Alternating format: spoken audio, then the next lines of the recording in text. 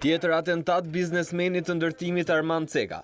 Një shpërthim i fuqishëm ka ndodhur rreth orës 10 në lokalin e Cekës në rrugën Budi në kryeqytet pranë Institutit të Higjienës. Burime nga policia bëjnë të ditur se në lokal dyshohet të jetë vendosur një sasi prej 500 gram lëndë eksplozive C4 e telekomanduar në distancë. Si pasojë e shpërthimit të fuqishëm janë plagosur rënd biznesmeni Armando Ceka, 33 vjeç, truproja e tij Artur Sharra, 46 vjeç, dhe juristi Julian Çela, 28 vjeç. Mësohet se juristi Çela kishte filluar punë në firmën e Cekës prej 2 muajsh për shkak të vështirësive ekonomike. Të plagosurit u dërguan menjëherë në spitalin e traumës ku po marrin ndihmën e nevojshme mjekësore, ku sipas mjekëve Julian Çela dhe Armando Ceka janë në gjendje më të rëndë dhe rrezikojnë të humbasin të dyja këmbët, ndërsa gjendja e truprojës së biznesmenit është më e stabilizuar.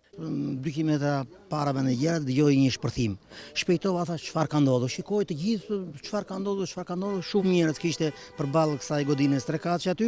Shikoj te shkallët ishte një mbush plot me gjak, një djalë me gjak dhe një tjetër ishte i branshën. Në atë kohë dolën 2-3 veta, ndaluan një makinë, një makinë, një Fiat i bardh. Po na brenda lokalet ishte sepse ta njëri ishte shkallët te lokalet ishte njëri me komplet i gjakosur. Pista kryesore e hetimeve është përqendruar në mosmarrveshje që biznesmeni ka me banorët e një pallati të ndërtuar prej tij, të cilët e kanë kallëzuar disa herë në polici duke akuzuar për shitjen e apartamenteve më shumë se 2 herë. Ky nuk është atentati i parë kërcënues ndaj Armand Cekës. Me 4 shtator të vitit 2013 është vendosur një sasi tritoli në bagazhin e mjetit të tij tip Volvo me targ AA 779 CZ në rrugën Siri Kodra në Tiranë. Shënjestër e atentateve me lëndë eksplozive është bërë dhe ortaku i tij në ndërtim Lorenz Teranaj. Në vitin 2012 me 17 mars, këtij personi është vendosur në banesën e tij një sasi e konsiderueshme lëndë eksplozive tritol. Dhe në këtë rast policia hetoi për mosmarrveshje të shitjeve të apartamenteve. Për të 3 atentatet me eksploziv, policia ende nuk ka autor të dyshuar.